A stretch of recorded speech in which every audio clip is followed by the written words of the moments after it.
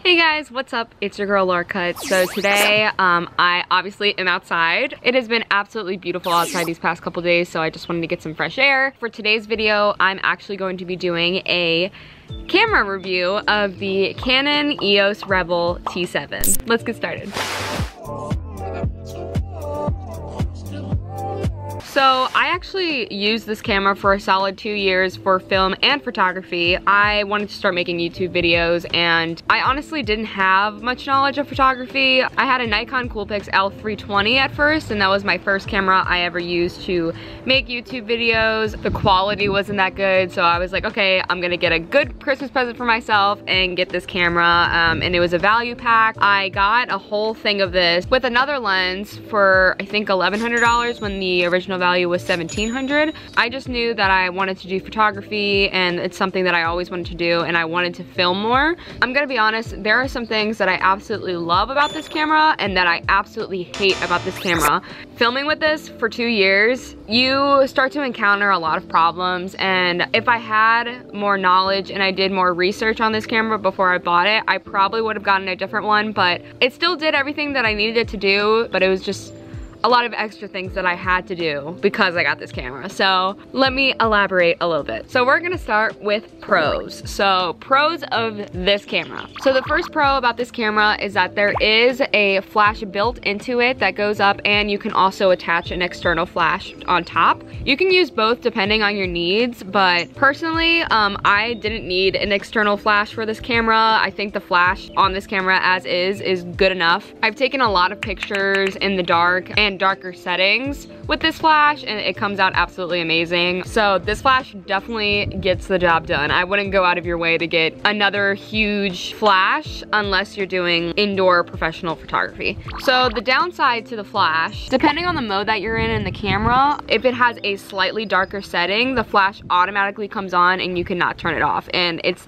a pain in the butt. This is otherwise known as the lack of low pass filter. They purposely didn't make a low pass filter in this camera for the camera to contribute to higher levels of detail and sharpness of each photo that is taken. So it's a bittersweet feature. If you're doing completely indoor photography, you won't have a problem with this at all, but I was doing landscape and portrait photography, so it was really difficult for me whenever I tried to get a certain lighting that I wanted, and the flash would just come up automatically, and every time I would put it down, it would come back up. So personally, not my mojo. The next pro is wireless connectivity. So every time that you take a picture or take a video, you can automatically upload it to any device nearby. With my experience, I actually tried to connect this to a computer and it didn't work. In general, it's a pro for other people, but for me, it was not, because I never figured it out. I did everything that was on the instructions too, and I still didn't get it, so I don't know, maybe it's this camera, maybe it's me, I don't know. Third pro is the weight. So the weight of this camera is actually pretty light compared to other cameras. It is 475 grams, while the usual entry level of a DSLR camera weighs about 539 grams. So this is pretty light compared to all the other DSLR cameras. It's not light enough to be a vlogging camera, but it definitely is light enough to take amazing photos. The next pro is the resolution. So the resolution for these photos are absolutely insane depending on the settings that you put on. With videos, it gives you the possibility to shoot with 1920 by 1080 format, so it is high resolution. Personally, I do think that portrait and landscape mode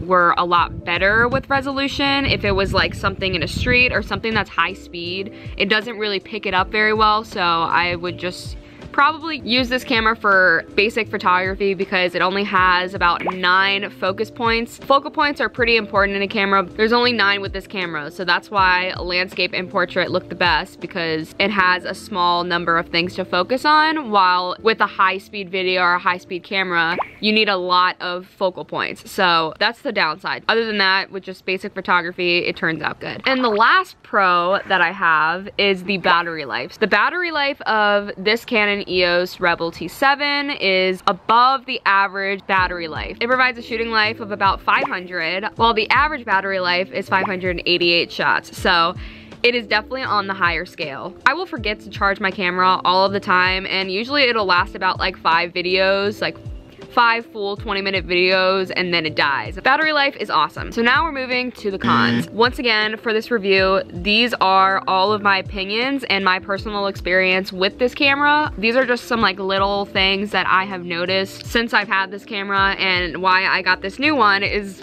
because of these things. Like I said in the beginning, there were a lot of extra things that I had to do because I had this type of camera, and now that I have this one, it's making my life a lot easier. First con, the screen type. This was the biggest pain in the butt. This screen is fixed type, which means it does not flip out, and you can only see it if you're behind the camera. This was one of the biggest struggles for me because if you want to film videos, you need to know that you're in the frame, that you're in focus, that the lighting is good, and you can't see it unless you're behind the camera with this one. That being said, whenever I was doing the process of setting up all of my lighting, making sure I was always in the frame, I had to take multiple shots while I was in front of the camera every single time I filmed. So I would record, go in front of the camera, see if I was at a good angle, see if the lighting was good, and 9 times out of 10, it did not look okay. But that was because I couldn't see it. That added like an extra hour to my filming time, but now I have the Canon G7X Mark